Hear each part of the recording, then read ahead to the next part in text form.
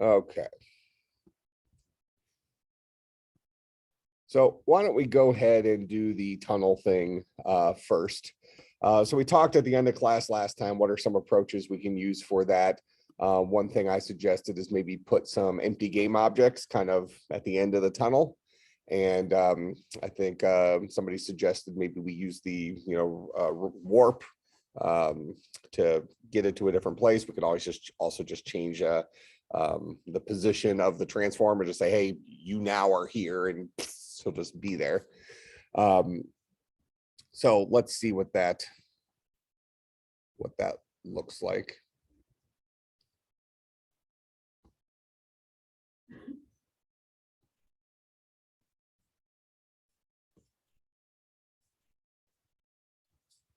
All right, so we are going to add a, see where I'm going to put it.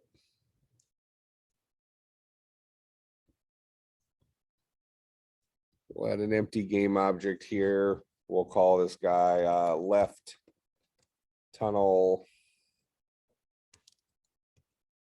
spawn point, something like that. And we'll go ahead and drag this guy over here. Ish. And we'll copy that. This will be the right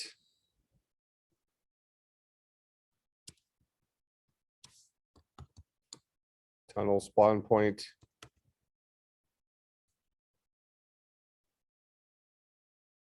We'll drag that across to over here ish.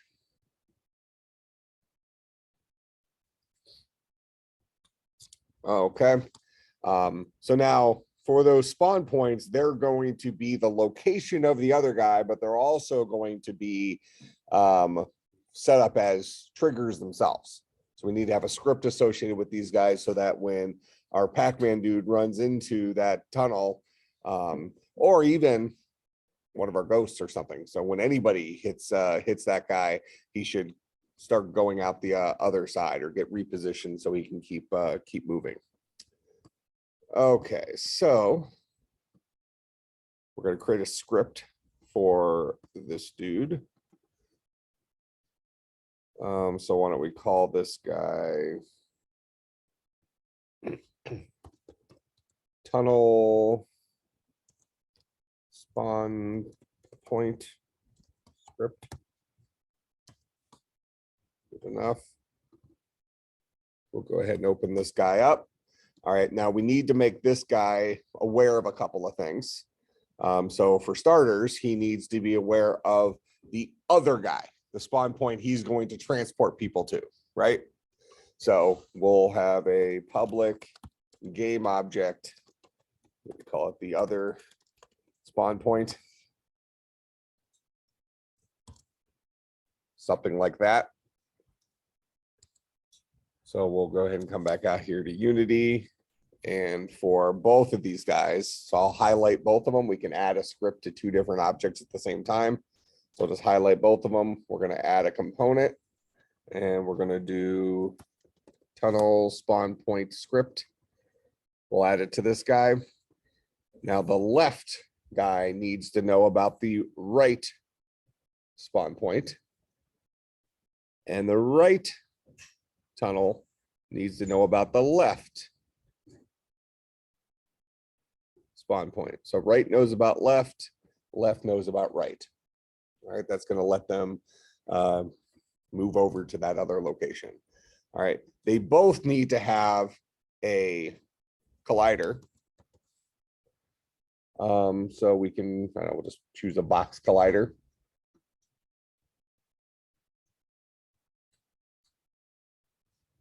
Collider looks good enough where it's at right now. We want that guy to just be a trigger though, so that no physics actually occur to it. So when the thing bumps into it, something will just happen.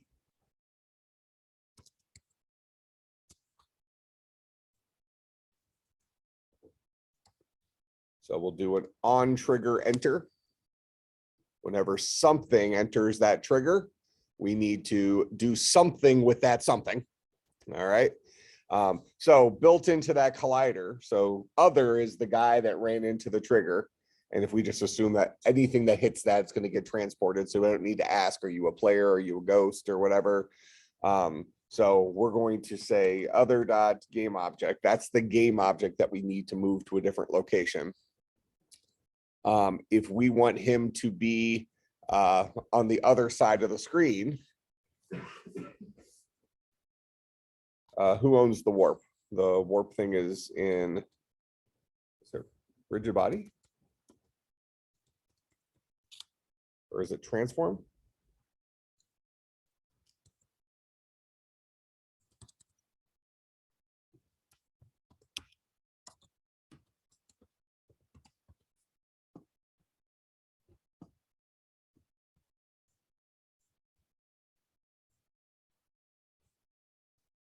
Which object owns the ability to warp a player to a different location? Yeah, this is what I was going to do, is transform position.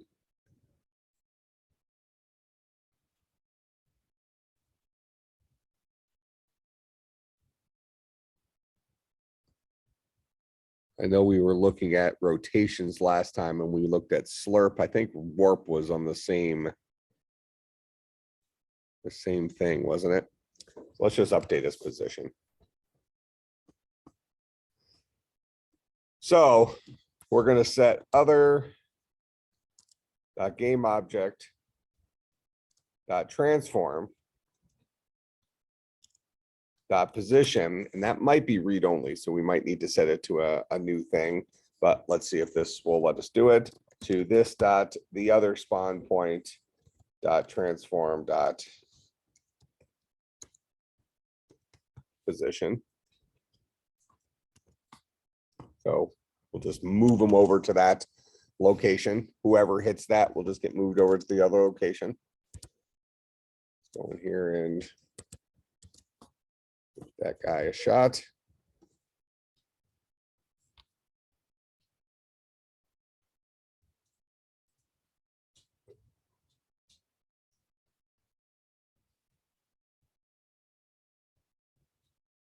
Oh, it's funny.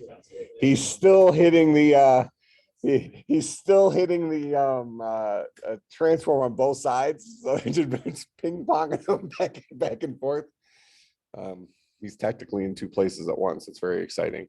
All right. So what we probably need to do then is we need to have some way of turning off the other guy's trigger so he doesn't immediately respond to it.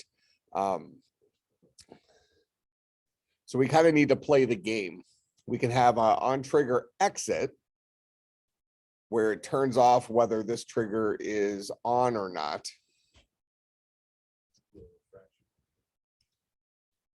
We'll just do a timer. The issue would be, what if we have PacMan come through and then immediately decide to turn back around? Then he might be able to not go through the position. Go ahead. I mean, can't you just set it to have a different exit, have an entry and exit point just kind of next to it, but then like the exit just slightly farther, so you don't hit it, you don't hit TP? Oh, and have it fall. So your entrance is maybe a little bit farther, is inside of it, so you wouldn't hit it. Yeah, you could do that. I don't know if I kind of like the algorithm aspect of trying to figure out how to. I mean, I feel like we want to just disable.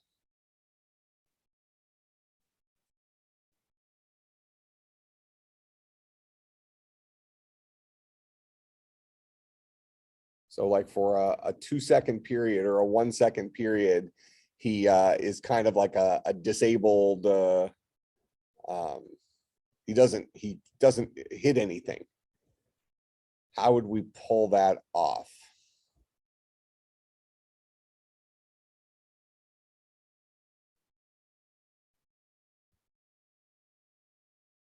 We can do it on a single character. Well, but it's going to do it differently. Yeah, the original PacMan, I think, is probably not going, because it was dealing with significantly less computing power.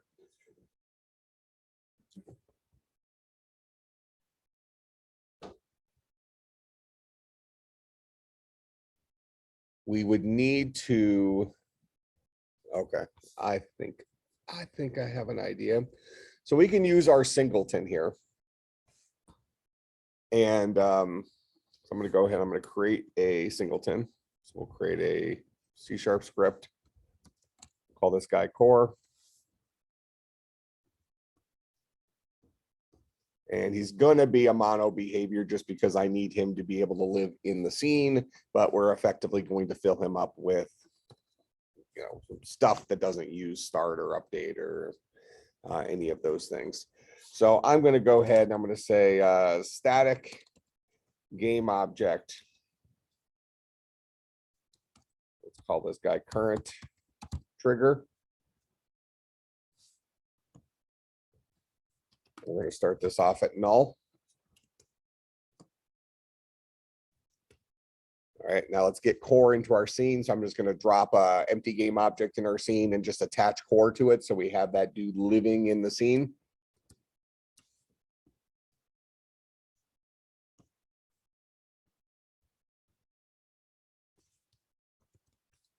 Let's call that core. Just scooch him out over there. We'll add our core script to him. All right, so now what we're going to do is on trigger enter. We're only going to move the guy to the other spawn point if the core's game object for, what did I name it? Current trigger is equal to null.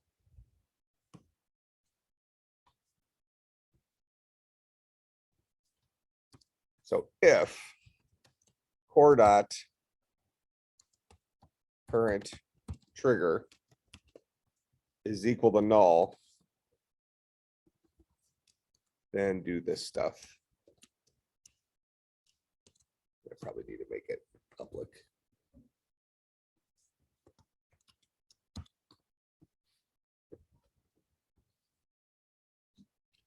So only transport them if it's currently equal to null.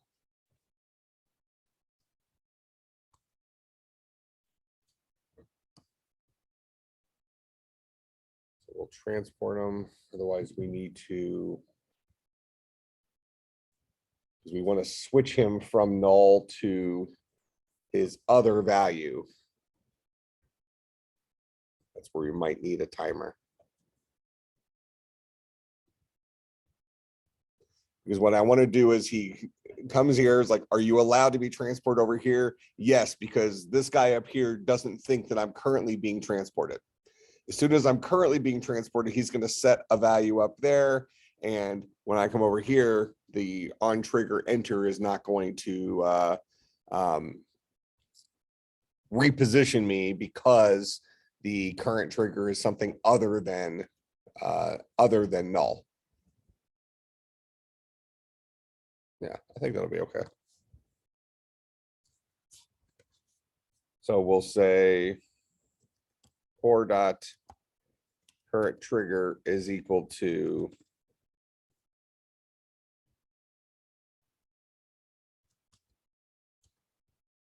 the game object associated with other. Okay. Otherwise, the trigger is going to do nothing.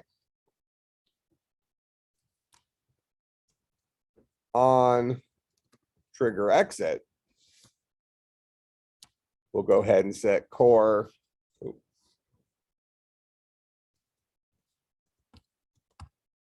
current trigger back equal to null. So when something comes into the trigger, as long as the value up in core is currently equal to null, we'll transport them, but we're going to set it equal to something other than null, so that when he enters the other trigger, it's not equal to null, so we won't retransport him. But as soon as he exits that, we're going to flip it back to null. See what this ends up looking like. So we're using the trigger enter and the trigger exit.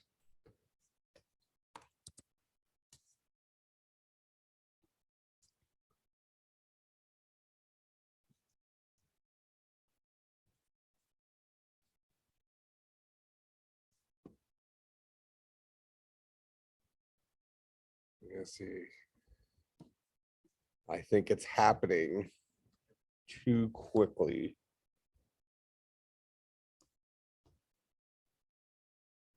Oh, we just change the order maybe. Before we reposition them. Do that. We could also change his position to be off the next one. Instead of having a second trigger point, we can actually literally just shove him over.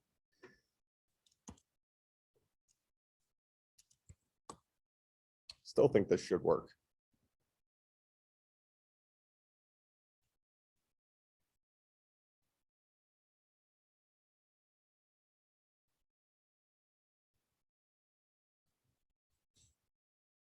He's not.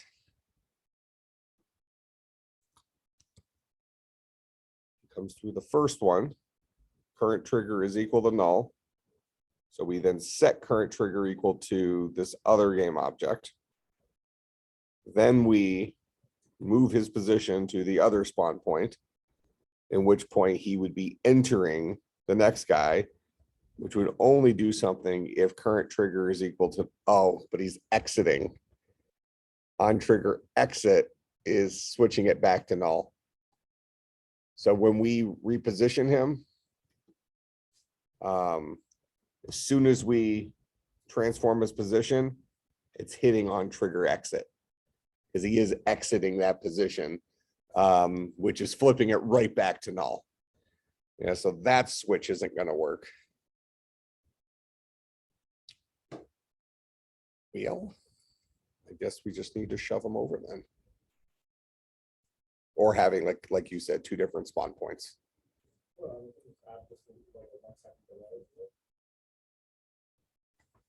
Well, I don't, if you do delays based on time, then you might have issues with the guy moving one way, or like if you have PacMan immediately turn around within that 1 second, and all of a sudden he's not able to transport anymore. So having two different transports might be okay. So we're going to have these two tunnel things. We're going to move them out a little bit further.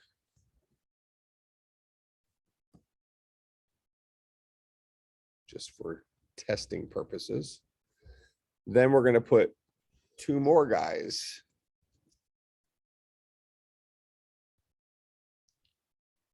So we're going to call this guy left tunnel. Let's call this guy exit point. This is right tunnel.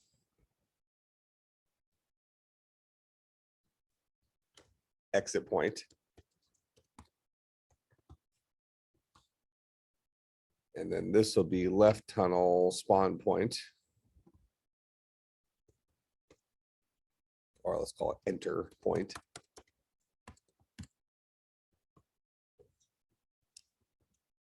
And then right tunnel.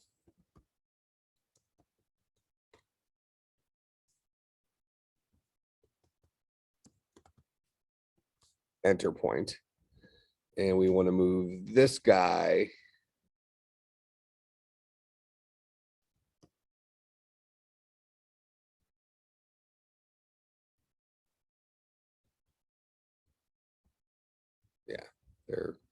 those are far enough from each other now to definitely not conflict. Yep, those are good. So then we need to make our exit points this trigger. We want the left tunnel exit point to link to the right tunnel entry point. And we want the right tunnel's exit point to link to the left tunnel's enter point.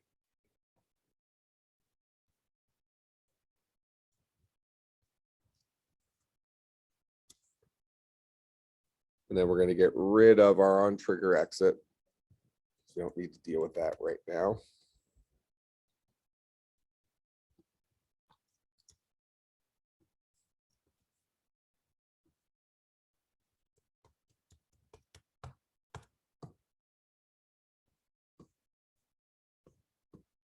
Should be good enough. We're not actually using anything in core right now, but we'll leave it there. Let's see what this looks like. We should see that our guy has to go a little bit farther off the screen before he shows up on the other end, but we can mask that a little bit.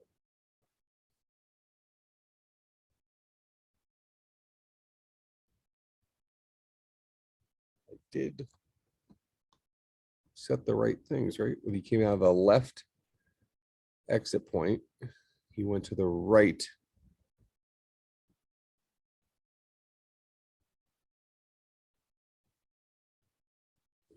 That's really those guys should be nowhere near each other. So right tunnel enter, left tunnel enter, or exit rather. These are the entry points, so those are nowhere near each other. Oh, but we need to have the two enter guys. They don't have this script on them. That's the problem. I made a copy of them, so the enter points don't have a script, so we will actually be able to move those positions back. They weren't actually conflicting. They just had their own triggers.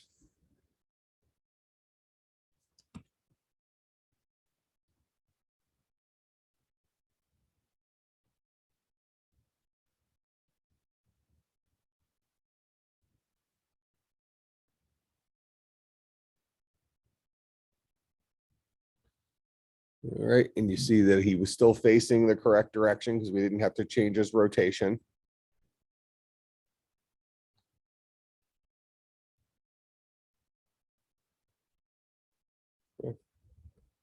Seems okay.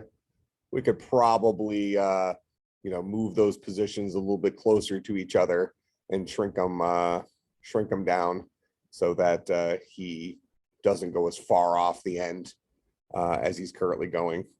Or we could put a little like walk the plank, or we can hide him behind like a bridge, or we could put little Stargate portals over there that he goes through. But we'll call that good enough. Yeah, that's actually kind of a fun thing doing it with triggers. How do you make sure the other trigger turns off, but still allow your guy to immediately turn around? You certainly can do it with timers, but then you might hurt gameplay or something like that. Okay. So that's that part of it. The next part of it is we have our couple of power pellets. So we're going to make some copies of those guys.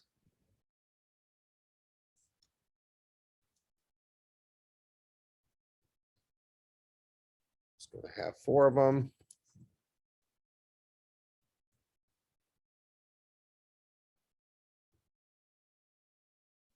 Put them in the corners.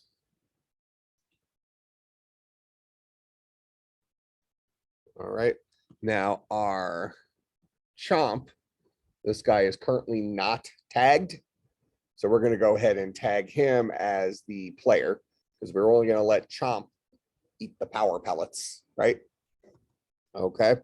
So we're going to go ahead and have a script for our power pellets.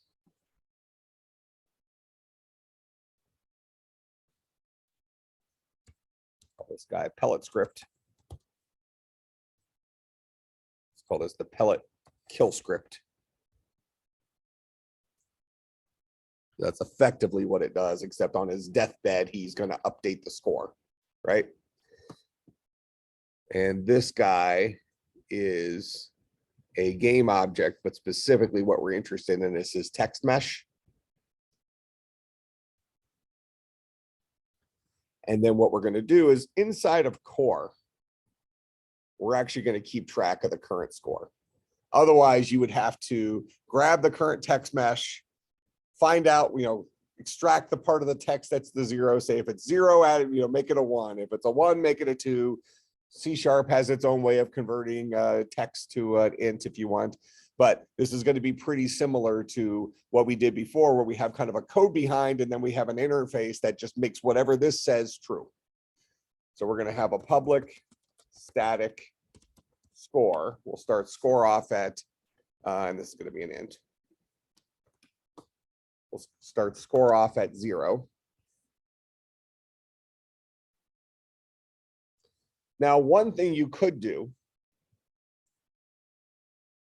in fact, we'll go ahead and do it this way because it'll show you a use for like the update methods, and then we'll argue why this might not be the best way of doing it. So on our score right here, we're going to go ahead and create another new script. And we'll call this guy the score script.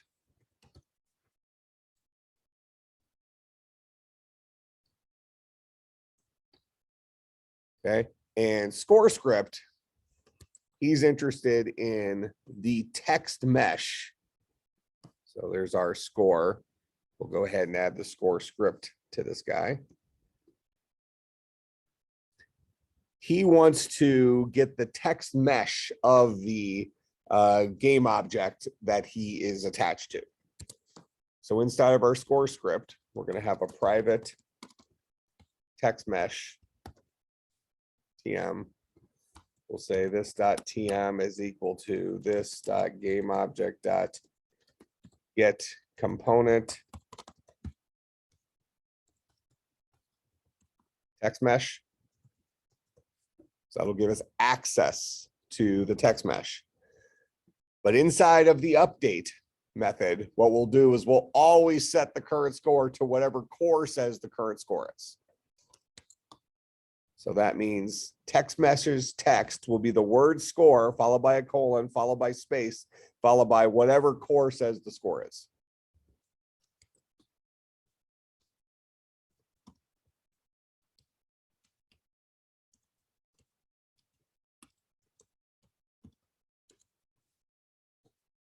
Like that.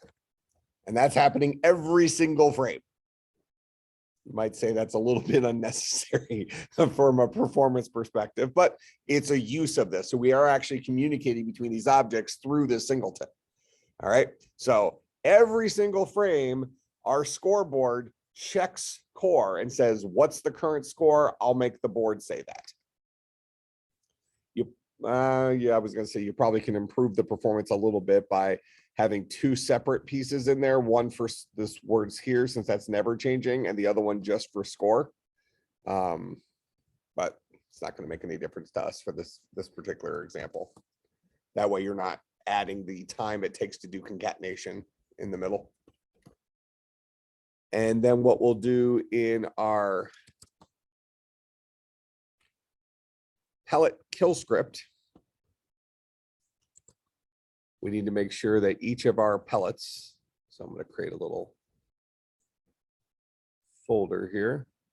Where create a folder? Oh, you just do a game object and drag this stuff in.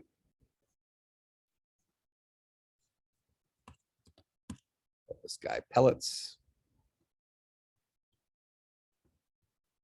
Drag those pellets in there. Drag this pellet in there. Right, that way our pellets are all kind of in a single location. We want these guys to all have our pellet script.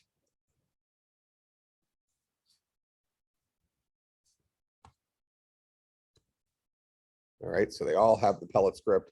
We also want, well, they already all have sphere colliders, and those colliders are set up as triggers. Remember, these guys were built from a prefab. All right. Let's see, do they have any other script already on them from our where we got the project from? Doesn't look like it.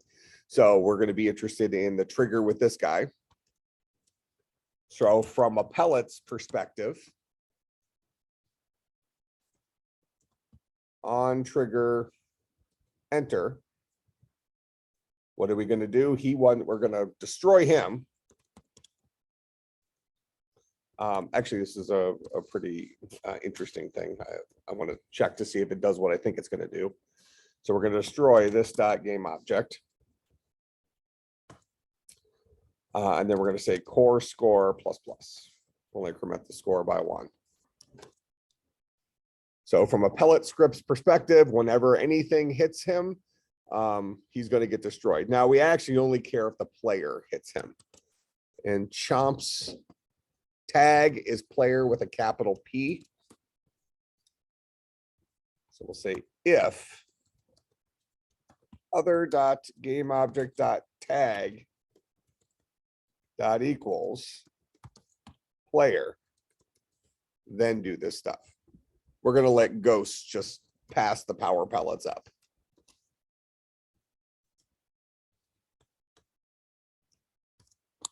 All right. So we'll destroy this particular game object, and then we're going to increment score. Now, what's interesting here is that when we destroy this game object, what gets destroyed along with it? All the components that are attached to it.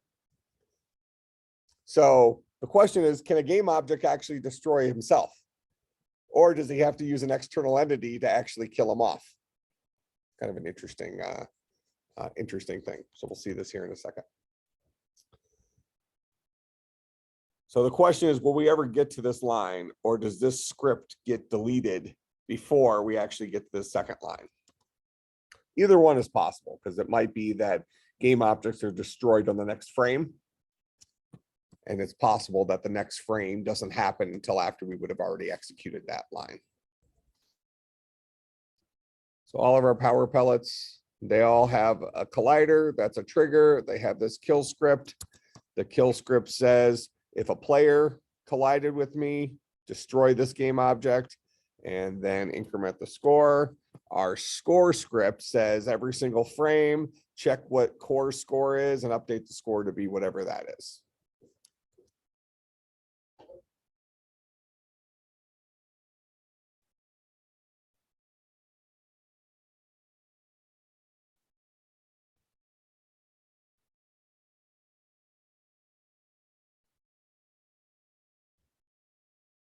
Okay, yeah, it did work.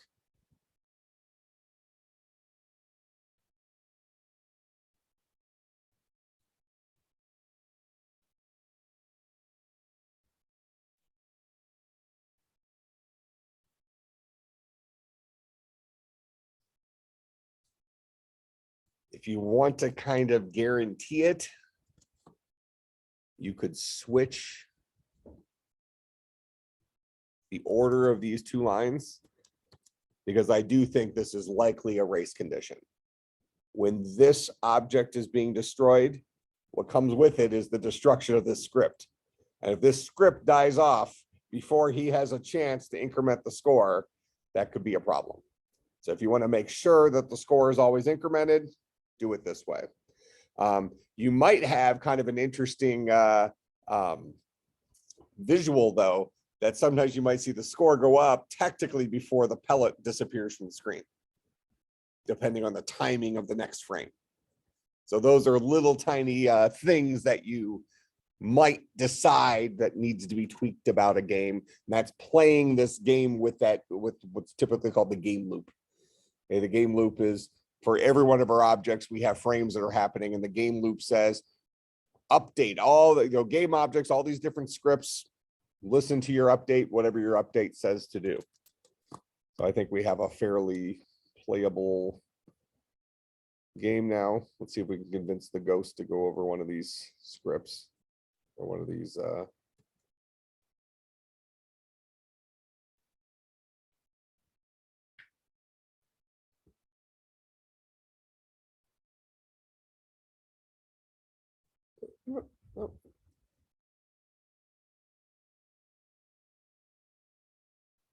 I'm probably not going to be able to do it.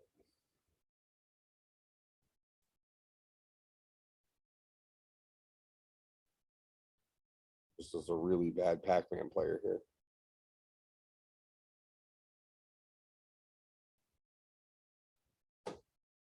There you go.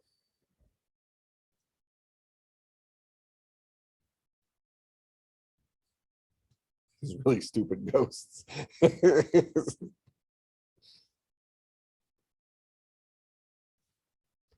All right. So seemingly we have a Pretty playable game with our score updating and things like that. Go ahead.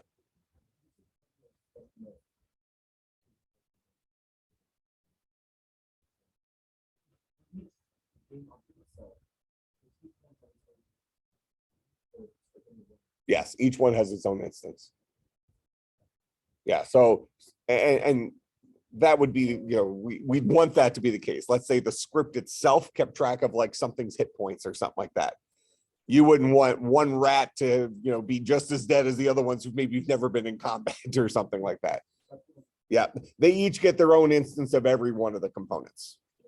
But with that does come, you know, the trade-off of the more game objects you have, the more components you have, the more running scripts you have, the more things that have to happen every single frame, that starts bogging down a game.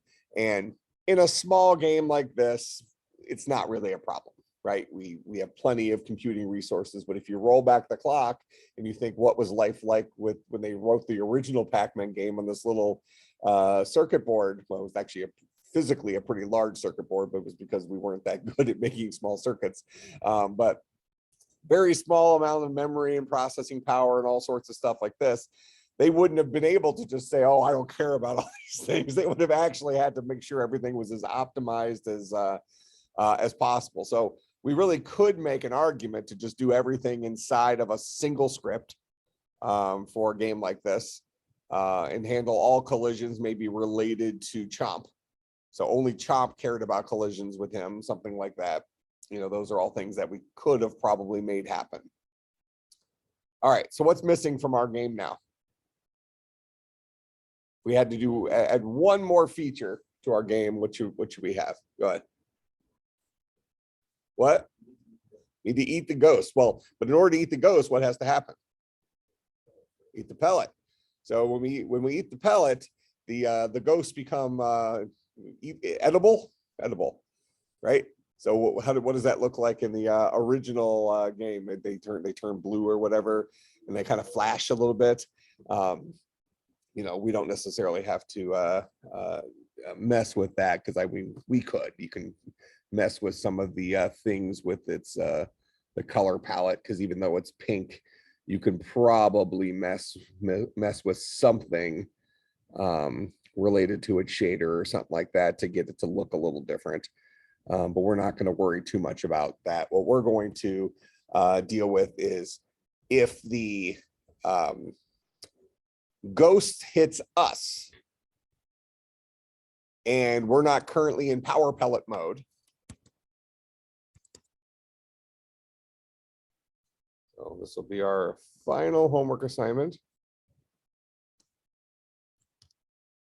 So make power pellets, start a power pellet mode where ghosts are edible, oh, ED, for, we're pretty slow moving, let's say 10 seconds, something like that.